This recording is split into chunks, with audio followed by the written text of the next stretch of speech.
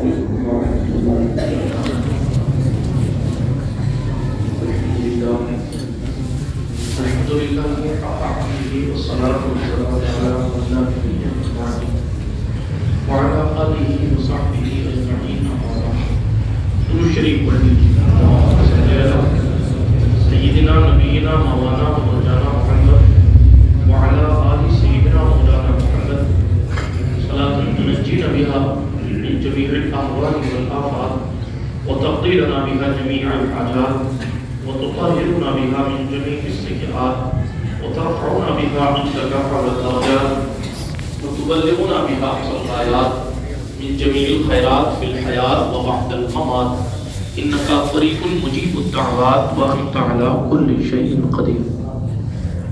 اللہ پاک کا احسان ہے کہ اس نے ہمیں اور آپ کو اپنے گھر میں حاضر ہونے کی سعادت بخشی ہے. اللہ پاک ہماری آپ کی حاضری کو قبولیت کا شرف عطا فرمائے. بات چل رہی تھی نسخ کی، ناسخ و منسوخ کی، اور اس پر آپ حضرات نے وہ قوانین سماعت فرمائے جو پہلے کے تھے اور بالقدرت نے اس کو تبدیل کر کے دوسرا حکم نافذ فرما دیا. نسخ کی 4 صورتیں مفسر بیان فرما رہے ہیں، اور اس میں آیت کریمہ کے طور پر جیسا کہ میں نے کل عرض کیا تھا، انہوں نے کہا لکم دینکم کی آیت قاتلوا فی سبیل اللہ سے منسوخ ہے. متاعا الی الحول غیر اخراج، یعنی وہی 1 سال والی مدت بیوہ کی، وہ 4 اشہر و عشرہ والی آیت سے منسوخ ہے. اور بھی بہت سے مسائل بیان کرتے کرتے وہ یہ پہنچے کہ جیسے رفع یدین کرنے کی حدیث دوسری احادیث سے ہم احناف کے نزدیک منسوخ ہے. رفع یدین کے مسئلے میں لوگ بنیادی بات سمجھ نہیں پاتے. تھوڑا سا ٹھہر کے میں عرض کرنا چاہتا ہوں. ہم احناف کا عقیدہ یہ ہے، دیکھیے رفع یدین امام شافعی مانتے ہیں، ان کے رفع یدین ہے، پھر بھی وہ سنی ہے. کسی کے رفع یدین کرنے سے ہمارا جھگڑا نہیں ہے. جو اختلافات کی وجہ ہے وہ رفع یدین نہیں ہے، وہ عقیدے کی بات ہے. وہ حضور علیہ السلام کے علم غیب کا عقیدہ. وہ ہم پر الزام لگاتے ہیں کہ آپ حضور کو اللہ کے برابر ٹھہراتے ہیں. نعوذ باللہ. جب ہم یہ اعلان کر رہے ہیں کہ حضور اللہ کے بندے ہیں تو پھر برابری کیسے؟ تو رفع یدین کے مسئلے میں سمجھنے کی بات ہے، بات دور نہ نکل جائے. لیکن ہمارا جو اختلاف ہے اس جماعت سے وہ عقیدے کی بنیاد پر ہے. نماز پڑھنے کے جو طریقے ہیں اس میں شافعی رفع یدین کرتے ہیں، ہم احناف نہیں کرتے.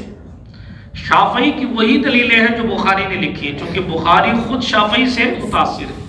اسی لیے ہر بندہ اپنے موقف کو کلیئر کرنا چاہتا ہے.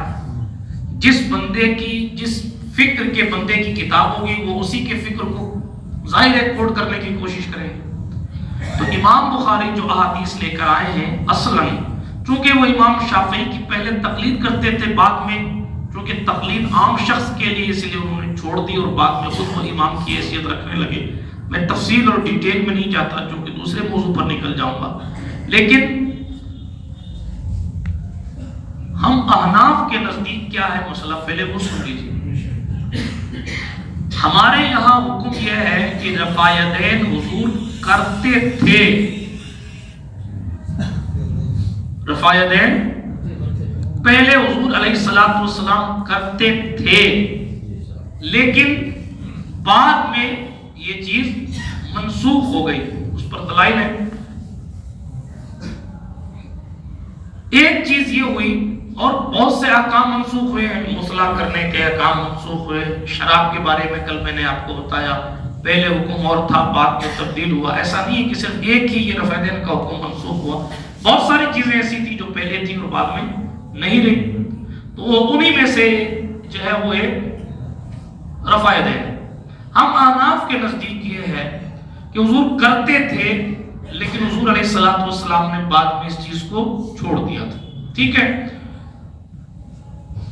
اور اس پر ہمارا یہ سوال رہتا ہے کہ کوئی ایک ایسی صحیح حدیث پیش کر دی جائے جس سے یہ بات ثابت ہو جائے کہ حضور علیہ الصلوۃ والسلام آخری زندگی تک رفع یدین کرتے تھے. سوال سمجھ میں آ گیا؟ رفع یدین کرنے کی تو حدیثیں مل جائیں گی مگر یہ کہیں نہیں ملے گا کہ حضور آخری زندگی تک رفع یدین، صحیح حدیث میں نہیں ملے گا. ٹھیک ہے. باتیں بڑی سنجیدگی سے سنیے گا چونکہ ان ٹاپکس پر بولتا نہیں ہوں لیکن ناسخ و منسوخ کی بات آگئی تو سمجھاتا ہوا چلو.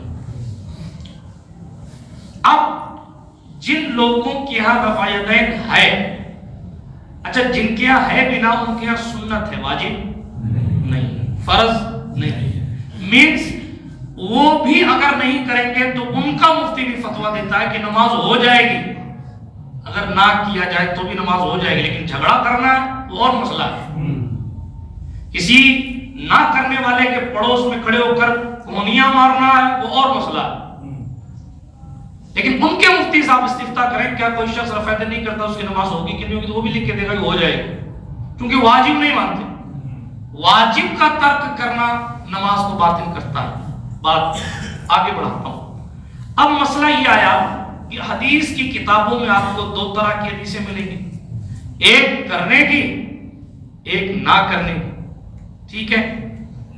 اب جو لوگ کرتے ہیں وہ تو کہتے ہیں صاحب ہمارے پاس یہ دلیل ہے، 100 اتنی حدیثیں ہیں، 300 اتنی حدیثیں ہیں، فلانا یہ ہے وہ ہے، یہ لیجیے اتنی حدیثیں ہیں، ہم رفع یدین کرتے ہیں. ٹھیک ہے. آپ نے اس پر عمل کر لیا لیکن آپ نے نہ کرنے والی حدیث پر عمل کہاں کیا؟ ترمذی شریف میں حدیث ہے عبداللہ بن مسعود کی، ہماری سب سے مضبوط دلیل ہے، اور بھی بہت ساری احادیث ہے. براء بن عازب سے ہے، حضرت عباس کا قول موجود ہے، قد افلح، عبداللہ بن عباس کا قد افلح المؤمنون کی تفسیر میں. میں دلائل دینے کھڑا نہیں ہوا رفع یدین نہ کرنے کے دلائل کیا کیا ہے، میں آپ کو صرف ایک بنیاد سمجھا رہا ہوں اور ایک بالکل یعنی سمندر کے اوپری حصے سے آپ کو گزار کے کچھ قیمتی چیزیں دے کر آگے بڑھنے کی کوشش کر رہا ہوں.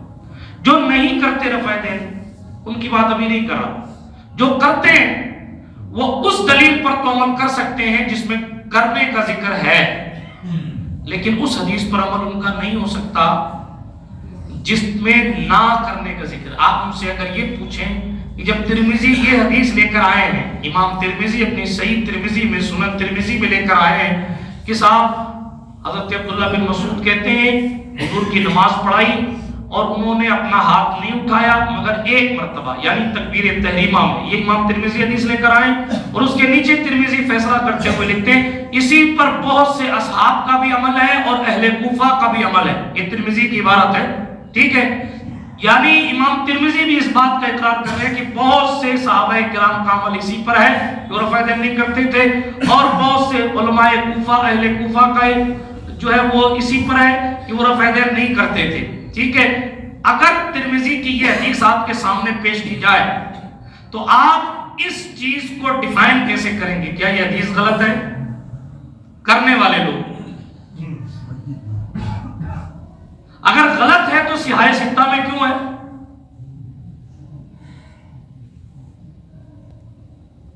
ہمارے پاس آئیے، ہم کہتے ہیں حضور کرتے تھے، تم جو حدیثیں لاتے ہو وہ پہلے کی ہے. جو ترمذی نے لکھا ہے صحابی کو کوٹ کرتے ہوئے، وہ صحابی عبداللہ بن مسعود جو حضور کے صاحب الوسادہ کہلاتے ہیں، مینز حضور کا تکیہ، حضور کا مسواک، حضور علیہ السلام کے ساتھ امریکہ اور ہم سفر ہو کر چلنے والی ذات کا نام عبداللہ بن مسعود ہے. تو انہوں نے جو کوٹ کیا ہے وہ زندگی کے آخری حصے کی بات کوٹ کی ہے. اب جب ہم نے یہ کہا کہ کرتے تھے، وہ حدیثیں بھی صحیح ہیں پہلے کی، نہیں کرتے تھے وہ حدیث بعد کی ہے. پہلے والی جو بات حدیثیں ہیں وہ منسوخ ہے، اور بعد والی جو حدیث ہے نہ کرنے کی وہ ناسخ ہے.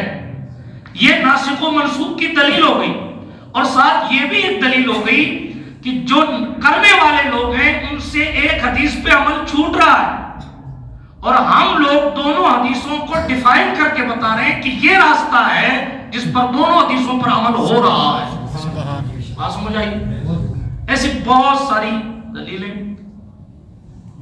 برا ابن عازب کہتے ہیں، ایک حدیث پڑھ دیتا ہوں، قد افلح المؤمنون کی تفسیر میں عبداللہ بن عباس نے فرمایا، اس میں الذین هم فی صلاتهم خاشعون، جو اپنی نماز میں خشوع رکھتے ہیں وہ مومنین کامیاب ہوئے۔ تو خشوع کی تفسیر میں ابن عباس کی تفسیر یہ ہے کہ وہ ادھر ادھر نہیں دیکھتے اور بار بار اپنے ہاتھوں کو نہیں اٹھاتے۔ دلیل کے طور پر برا ابن عازب نے کسی کو نماز میں رفع دین کرتے دیکھا۔ یہ علامہ بدر الدین عینی نے بخاری شریف کی شرح میں لکھا ہے یہ حدیث۔ کیا حضرت برا ابن عازب نے کسی کو رفع دین کرتے دیکھا تو فرمایا ھذا شیء فعل رسول اللہ ثم ترک، یہ وہ چیز ہے جس کو حضور نے کیا تو ہے مگر چھوڑ دیا۔ آپ کہیں چھوڑ کیوں دیا؟ وہ ایک دوسرا کانسیپٹ ہے کہ کیوں چھوڑا۔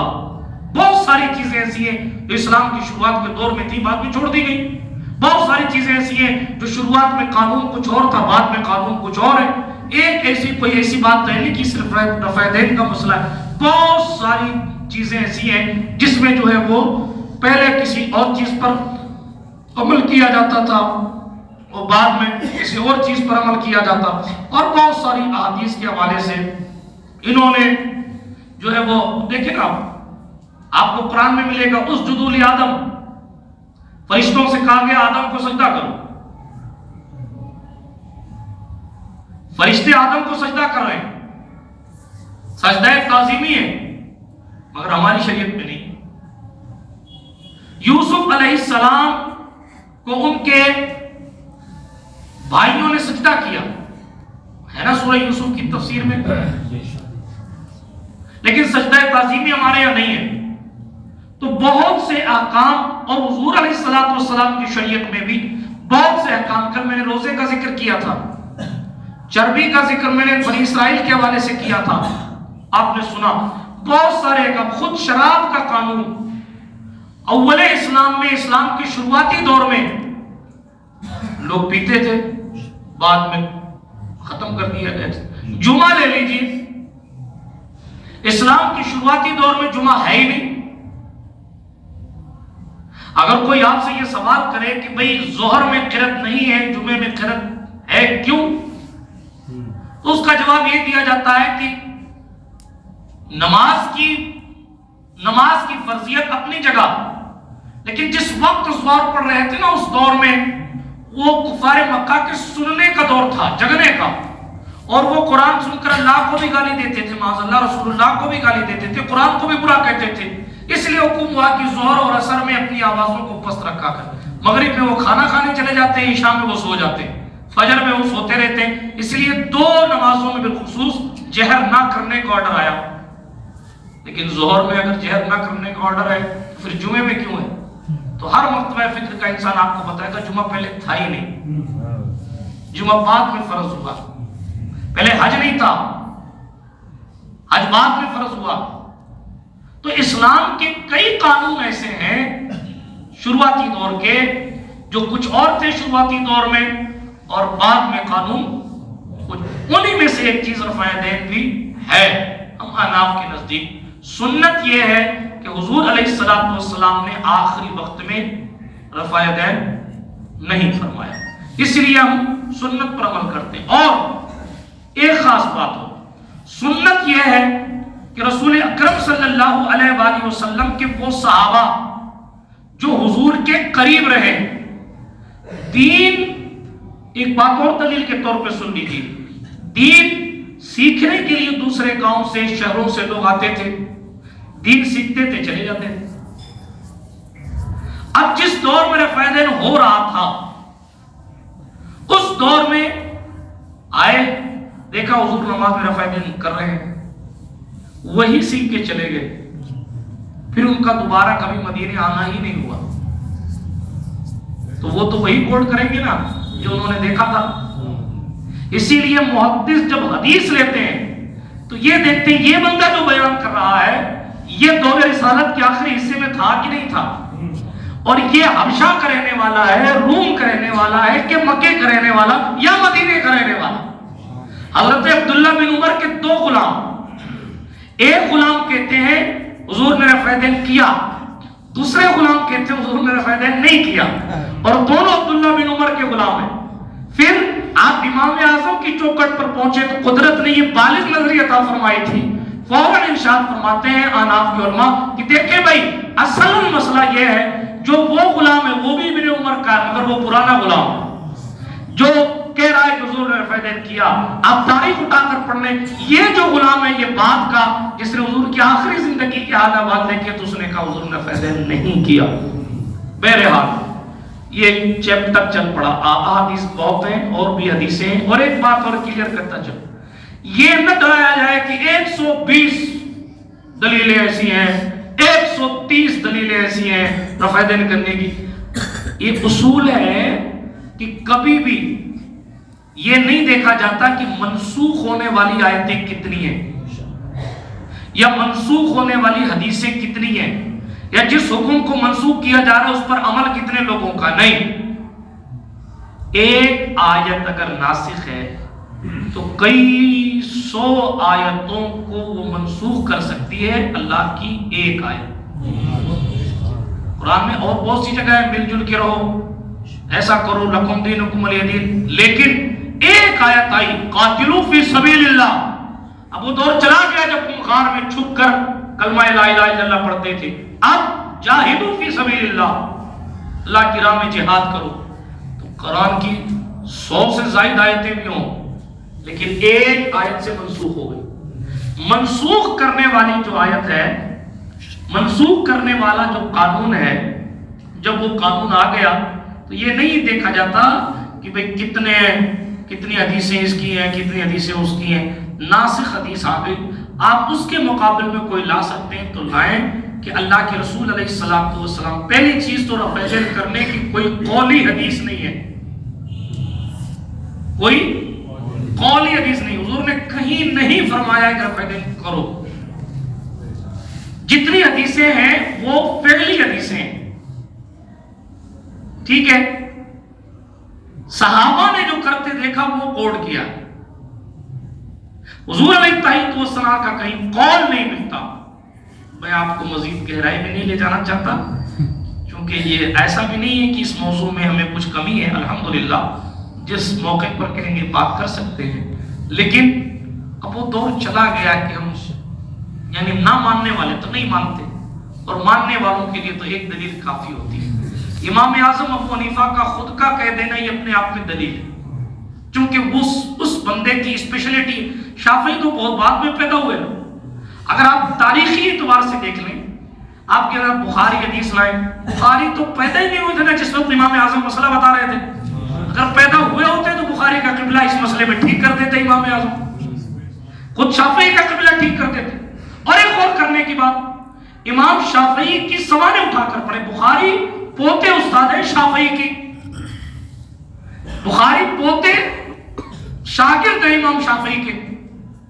امام شافعی کا یہ مسلک ہے کہ رفع دین کیا جائے، لیکن وہی مسلک کے بانی جب امام اعظم کی قبر پر پہنچتے ہیں تو کہتے ہیں مجھے جب کوئی حاجت پیش آتی اور میری تمنا پوری نہیں ہوتی تو میں امام اعظم کی قبر انور پر جاتا ہوں، 2 رکعت نماز نفل پڑھتا ہوں جس میں رفع دین نہیں کرتا۔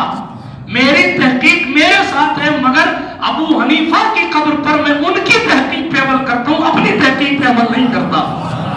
تمہارا دادا تو یہ کر رہا ہے، اور جن کو بخاری سے بھی کوئی تعلق نہیں، جتنے بخاری لے کے گھومنے والے لوگ ہیں ان کو بخاری کے عقیدے سے کوئی محبت نہیں۔ یہ بھی ایک بات، بخاری کا عقیدہ اور ہے اور جو لوگ رفع دین کے لیے بخاری لا رہے ہیں ان کا عقیدہ اور ہے۔ میں نے جہاں سے بات شروع کی تھی پھر ادھر ہی لے کے آؤں، ہمارا اختلاف عقیدے کی بنیاد پر ہے۔ بخاری حدیث کوٹ کرتے ہیں کہ حضور علیہ السلام نے فرمایا کل میں ایسے شخص کے ہاتھ میں جھنڈا دوں گا جس کے ہاتھ پر اللہ فتح عطا فرما دے گا۔ میں اس بخاری کی عقیدہ پیش کر رہے ہیں، حضور جانتے تھے کہ کل خیبر کا دروازہ کون اکھاڑے گا۔ بخاری کا عقیدہ یہ، بخاری کا عقیدہ یہ، بخاری حدیث شریف لکھتے تھے۔ آج بھی مدینہ شریف میں آپ جو ہے وہ مدینۃ الرسول میں تشریف لے جائیے، مسجد نبوی شریف کے پرانا 37 نمبر گیٹ تھا، اب تو پتہ نہیں کتنا نمبر گیٹ ہے، بدل دیا گیٹ نمبر ہی اس کورونا کے بعد مسجد نبوی کے لوگوں نے، تو اس وقت وہاں کی حکومت نے، اس وقت 37 نمبر گیٹ سے سیدھے جائیے تو مسجد بخاری آتی، آپ لوکیشن سے سرچ کر لیجئے، آپ وہاں جا کے پوچھیں یہ مسجد بخاری کیوں ہے، تو آپ کو مدینے کے لوگ بتائیں گے کہ بخاری یہیں بیٹھ کر بخاری لکھتے تھے۔ بخاری سے پوچھو بخاری حرم میں کیوں نہیں بیٹھ کے لکھتا، کعبے میں کیوں نہیں لکھتے، بیت المقدس میں کیوں نہیں لکھتے؟ اگر بخاری کا عقیدہ یہ ہے کہ حضور مردہ ہے تو پھر معاذ اللہ، اگر بخاری کا عقیدہ یہ ہے کہ قبرستان نہیں جانا چاہیے، اگر بخاری کا عقیدہ یہ ہے کہ حضور کی قبر پر نیت کر کے نہیں جانا چاہیے، اگر بخاری کا عقیدہ یہ ہے کہ حضور کو سلام نہیں کرنا چاہیے، اگر بخاری کا عقیدہ معاذ اللہ یہ ہے کہ حضور سنتے نہیں ہیں، تو بخاری کیا لینے مدینے میں گئے بخاری لکھنے؟ بخاری مدینے میں حدیث لکھتے تھے اور جا کر حضور کو سلام کر کے سناتے تھے اور پھر آ کے سوتے تھے، اور اگر خواب میں حضور منع فرما دے تو وہ حدیث ہٹا دیتے تھے۔ بخاری حضور کو زندہ بھی سمجھتے تھے، بخاری حضور کو سننے والا بھی سمجھتے تھے، بخاری حضور کی بارگاہ میں جانے کو ثواب بھی سمجھتے تھے۔ بخاری کا یہی عقیدہ تھا جو امام احمد رضا کا ہے کہ تو زندہ ہے واللہ، تو زندہ ہے واللہ میرے چشم عالم سے چھپ جانے والا۔ اگر یہ سب نہیں تھا تو دوسرے مسلک کے لوگوں کی دلیل تو یہ ہے کہ اس نیت سے آپ مدینہ نہیں جا سکتے، جی یہ ویڈیوز موجود ہیں، کتابیں بڑی پڑھی ان کی، اس نیت سے، ان کا کہنا یہ ہے کہ اس نیت سے آپ مدینہ نہیں جا سکتے کہ حضور کو سلام کرنے جا رہے ہیں۔ اس نیت سے بخاری مدینے میں ٹھہرے کیوں تھے؟ پتہ چلا بخاری کا عقیدہ اور ہے، عقیدے کی بات اور ہوتی ہے، عمل کی بات اور ہوتی ہے۔ عقیدے میں سیاہ ستہ میں سے کوئی محدث ان کا نہیں ہے، عقیدے میں بڑی ذمہ داری سے کہہ رہا ہوں، بات رفع یدین کی، آمین کی، قرات خلف الامام کی، سورہ فاتحہ پڑھنے کی، جو ہمارا شافعی سے اختلاف ہے اس چیز کو لا کر، اچھا شافعی سے ہمارا اور چیزوں میں بہت اختلاف ہے، آج کچھ علمی باتیں ہو رہی تو یہ بھی سن لیجیے۔ شافعی کے آپ نے یوں ہاتھ رکھا مسا ہو گیا، آپ عمل کر لیجئے اس پر، وہ نہیں کرتے عمل۔ شافعی کیا یہ ہے پورے سر کا مسا، چوتھائی سر کا مسا فرض نہیں ہے، کیا یہ ہاتھ رکھا مسا فرض ادا ہو، یہ امام شافعی کا مسلک ہے، یہ امام شافعی کا قانون ہے۔ لیکن اچھا احناف کیا سیدوں کی محبت واجب ہے، شافعی کیا فرض ہے، لائیے اس میں بھی شافعی پر عمل کیجئے۔ احناف کے نزدیک ایک مشت داڑھی واجب ہے، سنت موقدہ ہے، شافعی کیا اتنی بھی ہو جاتی ہے، تو آپ کیوں اتنی رکھتے ہیں؟ بخاری کے دادا استاد تو الگ کر رہے ہیں، جانے دیں، یہ نتم صدمے ہمیں دیکھتے نہ یوں رسوائیاں ہوتی، بہرحال چھوڑے، بات دور چلی جائے گی، وہ ناسخ و منسوخ سے بات اتنی دور چلے گی، آپ کا وقت زیادہ چلا گیا، میں اس کی معذرت چاہتا ہوں۔ منسوخ کبھی کبھی محبوب کی عظمت دکھانے کے لیے بھی حاجی صاحب ہوتا، نمازیں 50 تھی، پتا تھا کہ 5 کرنی ہے، پھر بھی کیوں 5 تھی 50 تھی؟ قدرت، غور کرنے کا مقام، وہ تو قیامت تک کیا ہونے والا اللہ سب جانتا ہے، قیامت تک کیا ہونا، ہم کب پیدا ہوں گے، پیدا ہو کے ہم کیا کریں گے، میرے بیٹے کیا کریں گے، ہمارے پوتے کیا کریں گے، لکڑ پوتے سکڑ پوتے کیا کریں گے، اللہ سب جانتا ہے۔ تو اللہ یہ بھی تو جانتا ہے کہ 5 پڑھانی ہے ان سے، 50 کیوں دی؟ خود کا ہی قانون منسوخ کرنا ہے، پھر دی کیوں؟ تاکہ محبوب کی عظمت کا پتہ چلے۔ ایسے نہیں کم کریں گے، محبوب جائے گا پھر آ کے کہے گا کہ منسوخ کر دے مالک، کم کر دے، تو 5، اچھا ایک بار میں نہیں کم کریں گے، بار بار محبوب جاتا رہے آتا رہے، تیرا آنا جانا ہمیں اچھا لگتا ہے۔ وہ جاتے موسیٰ ملتے، 3000 سال پہلے تقریباً موسیٰ کا انتقال ہو چکا، اب وہ لوگ کہاں گئے جو کہتے ہیں مر کے مٹی میں مل گئے لوگ، اب وہ لوگ کہاں گئے جو جانے کے بعد کوئی مدد نہیں کر سکتا؟ اگر غیر اللہ مدد نہیں کر سکتے تو پھر 50 پڑھا کریے جناب، اس لیے کہ 50 سے 5 موسیٰ کی مدد سے ہوئی ہے، اگر موسیٰ نہ روکتے تو حضور اپنی حیا کی وجہ سے، حضور اپنی حیا کی وجہ سے 50 لے کے چلے آتے، مگر موسیٰ کی روح مل گئی۔ اچھا یہ سیاہ ستہ کی حدیث ہے، ایسا تو ہے نہیں میں کوئی لٹریچر سے پڑھ رہا ہوں، بخاری مسلم ترمذی میں یہ حدیثیں آپ کو مل جائے، موسیٰ ملے۔ اچھا حضور نے بتا دیا کہ مجھے موسیٰ ملے۔ موسیٰ نے کہا میں نے امتوں کو دیکھ لیا، اتنا نہیں پڑھ پائیں گے، کم کروائی۔ آپ معراج میں سنتے رہتے، پھر رجب آ رہا ہے، پھر معراج میں سنیں گے۔ حضور واپس پلٹے، قدرت نے 5 کم کر دی، پھر موسیٰ نے کہا نہیں زیادہ ہے، پھر پلٹے، پھر 5 کم کر، پھر پلٹے، پھر 5، تو 5 کیوں کم کی جا رہی؟ جب اللہ جانتا ہے 5 ہی پڑھانی ہے۔ آپ حضور کے علم غیب پر چھوٹی چھوٹی چیزوں سے اعتراض کر دیتے ہیں۔ حضور کو اگر پتہ ہوتا تو ان کو پتہ ہوتا کہ ان کے نالین میں کیا، ان کی جوتی مبارک میں کیا لگا ہے، فرشتہ آ کے کیوں بتاتا؟ یہ اعتراض کرتے ہیں، ان کو پتہ نہیں تھا کہ ان کے نالین میں کیا لگا، اس لیے فرشتے نے آگے بتا رہے بیوقوف، یہ عظمت ہے محبوب کی کہ جوتی میں بھی کچھ لگ جائے تو قریب 100 کلومیٹر دور سے پروٹوکول پورا کیا جاتا ہے۔ تیرے دیکھنے کا نظریہ اور ہے، ہمارے دیکھنے کا نظریہ اور ہے۔ آپ کو کتا کاٹ جائے تو پڑوسی خیریت نہیں پوچھنے آتا، مصطفیٰ کے مبارک جوتے میں اگر کچرا بھی لگ جائے تو فرشتہ آ جاتا ہے۔ آپ کا انداز اور ہے، ہماری محبت اور، جس کے دل میں جو کنڈیشن ہوتی ہے اس کی آنکھیں بھی وہی دیکھا کرتی ہیں۔ یہ تو عظمت کا بیان ہے محبوب کی، یہ تو شان کا بیان ہے محبوب کی۔ قدرت جانتی ہے کہ 5 کرنی ہے، پھر بھی 5 کر کے کر رہی ہے تاکہ موسیٰ کو بھی میرا جلوہ برابر نظر آتا رہے، تازہ تازہ جلوہ موسیٰ دیکھتے رہے۔ جو لن ترانی کے پردے کی وجہ سے موسیٰ نے مجھے نہیں دیکھا تھا، میرے وہ نور جس کو دیکھ کر موسیٰ فخر موسیٰ صعقہ کی دہلیز پر آ گئے تھے، یعنی بے ہوش ہو کر زمین پر تشریف لائے تھے، جو ڈائریکٹ نہیں دیکھ سکے وہ مصطفیٰ کی آنکھوں میں دیکھ سکے۔ کس کو دیکھا یہ موسیٰ سے پوچھے کوئی، آنکھ والوں کی ہمت پہ لاکھوں سلام، بات دور نکل جائے گی۔ میں صرف اتنا عرض کر رہا ہوں، جب اللہ کو پتا تھا کہ 5 کرنی پھر ایک دم ہی کیوں نہیں کرتے؟ یہ کیوں کرتے کرتے کبھی اتنی گستاخی نہ ہو جائے کہ قدرت کی بارگاہ میں بھی کیوں کرنے لگ جائے۔ جب حضور کو پتا تھا کہ وہ لوگ قتل کر دیں گے 70 حافظوں کو تو پھر کیوں بھیجا؟ یہ سب سوالات ہیں، کیوں؟ ارے جتنے سوالات ہیں، اللہ کرم ہے سنیوں کے مولویوں نے کتابوں میں لکھ ڈالے، یہ اتنے سوالات ہیں، چونکہ اسی میں گاڑی دوڑتی رہتی ہے۔ جانے دیں، چھوڑ دیجئے ان کو ان کے حال پر۔ میں اپنے محبوب کی عظمت کی بات کر رہا ہوں۔ کبھی کبھی منسوخ کرنا عظمت بتانے کے لیے ہوتا ہے۔ 5 کو بھی موسیٰ نے کہا تھا اور کم کرا لیجیے۔ ہاں لوگ کہتے ہیں، لوگ پتہ نہیں کیا سوچتے ہیں اس منزل پہ آ کے، لیکن جس کا ایمان ہوتا ہے اس کا ایمان ہوتا ہے۔ مصطفیٰ نے کہا موسیٰ مجھے حیا تھی، بار بار جاتے ہوئے حیا۔ اب بس غور کرنے کی بات ہے، 5 پڑھیں گے ثواب 50 کا ملے گا۔ کیوں؟ جب 50 پڑھو تو 50 کا ثواب، تو 5 پڑھو تو 50 کا ثواب کیوں؟